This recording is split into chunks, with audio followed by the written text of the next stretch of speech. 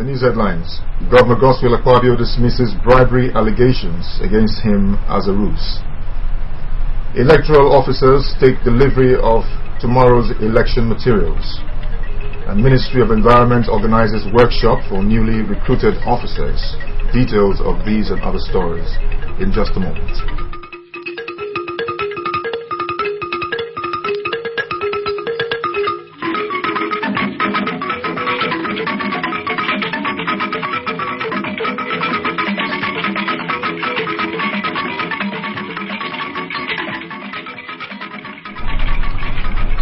Good morning and thanks for joining us this morning. I am Samuel Udofia. Governor Godswill Akpabio has dismissed as false and malicious the insinuation making the rounds alleging he bribed the resident electoral commissioner in Akwa Ibom State to write a favorable presidential result for him. Speaking through his Information and Communications Commissioner, Mr. Nyeka Numana, Governor Akpabio described as cheap talk his purported bribe of the REC with the sum of 2.5 billion naira and a Prado Jeep, attributing the resort to blackmail by opposition and their cohorts in the state, the height of desperation which reveals the poverty of their reasoning. Governor Godswill Akpabio wondered where the transaction was made and challenged the purveyors of the story to expose to the public how such an incredible sum was given out, transferred or paid, including details of the bank agents or account details which made or received the payment.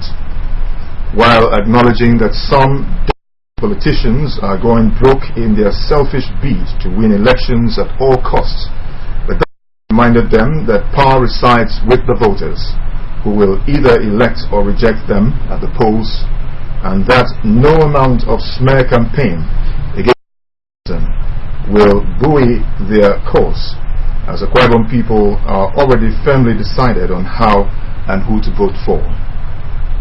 Akpabio reiterated his call for peaceful polls and issue-based campaigns, regretting that the willful resort to relentless blackmail and falsehood by those who have little or nothing to offer the people has been elevated to such perfidy that takes a shine off our democracy. Governor Godswill Akpabio accordingly urged the people to discountenance the vicious campaign of calumny by these peddlers of fiction and demonstrate their condemnation of their stock in trade by voting for the credible candidates put forward by the People's Democratic Party in the April 11, 2015 gubernatorial and House of Assembly elections. The governor, however, charged officials and staff of the electoral body to remain focused on their constitutionally prescribed duty of delivering a credible, free and fair election. Electoral officers in charge of various local government areas have taken delivery of election materials meant for Saturday elections. The materials were distributed at the State Independent National Electoral Commission headquarters and observed by agents of the different political parties in the state. Patience John has details. The state INEC headquarters became a beehive of activities as stakeholders were on hand to witness the distribution of election materials to the 31 local government areas of the state through the electoral officers addressed as EOs. They include party agents, officials, security personnel, and members of the press. As at press time, up to 16 local government areas, including Urefong Oruko, Mbu, Ikorobasi, Temekbu, Ona, and Ibno, had taken delivery of election materials for governorship and House of Assembly elections. The electoral officers on receipt of election materials read out the total number of ballot papers, forms, and the number of voting points for both the governorship and House of Assembly elections for each local government.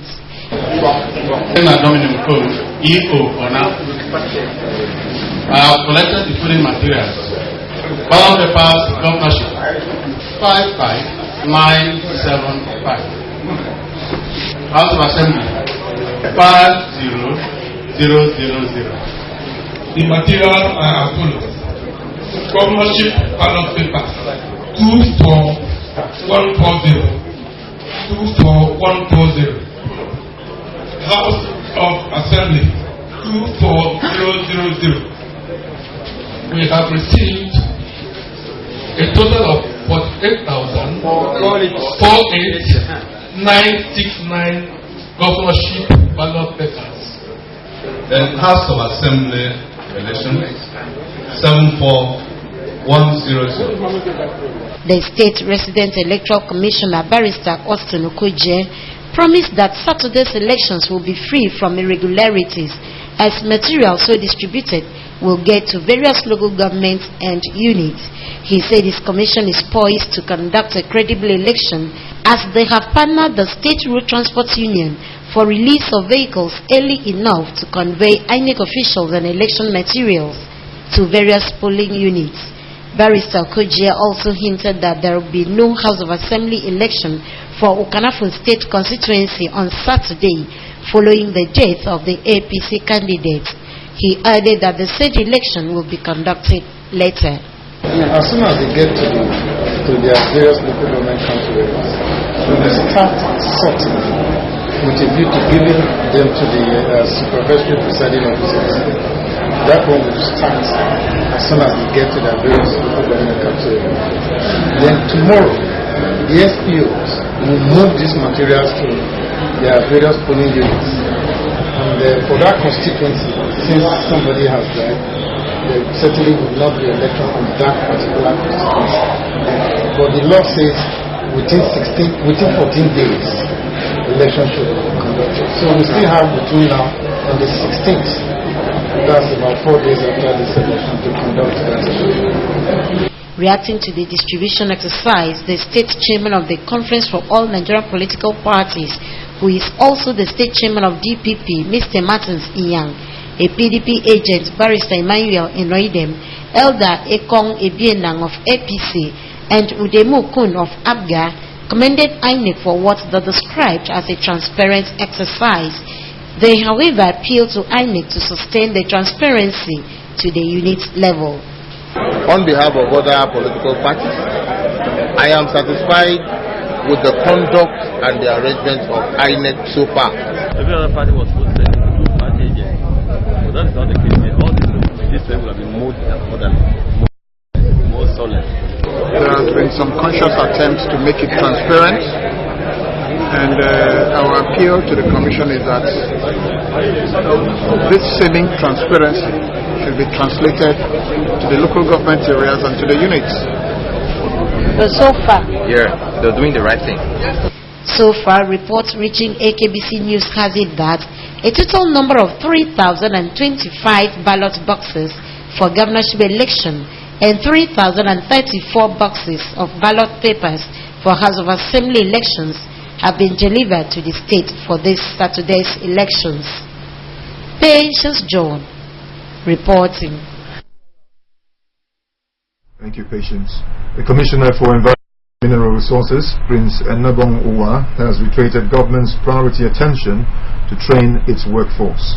He stated this while declaring open a one-day in-house workshop for newly appointed officers into the State Civil Service. The story is presented.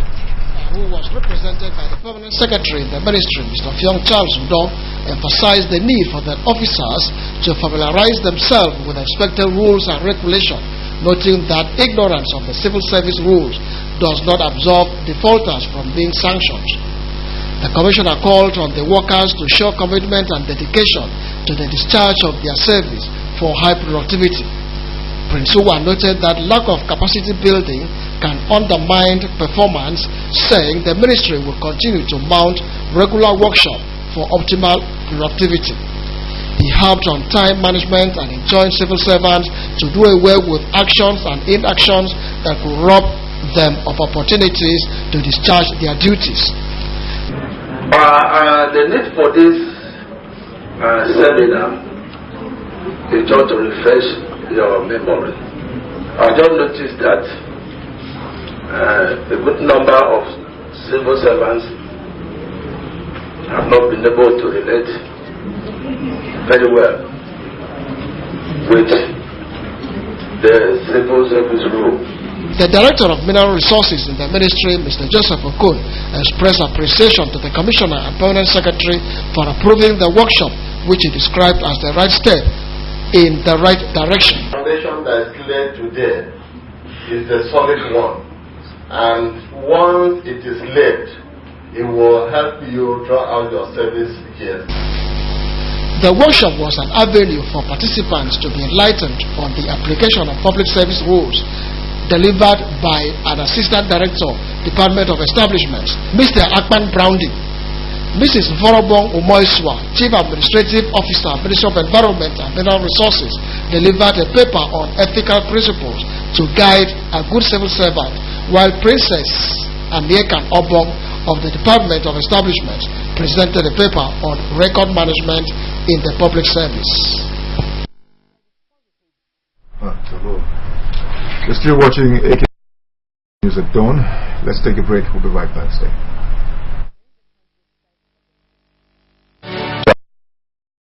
All of us. The safety of our communities is in our hands. The police need our help and support. Boko Haram threatens our lives, our future, our country. But Nigeria belongs to us. God has blessed us with this rich land. Let us protect her as we protect each other. Report any criminal activity. Call these numbers.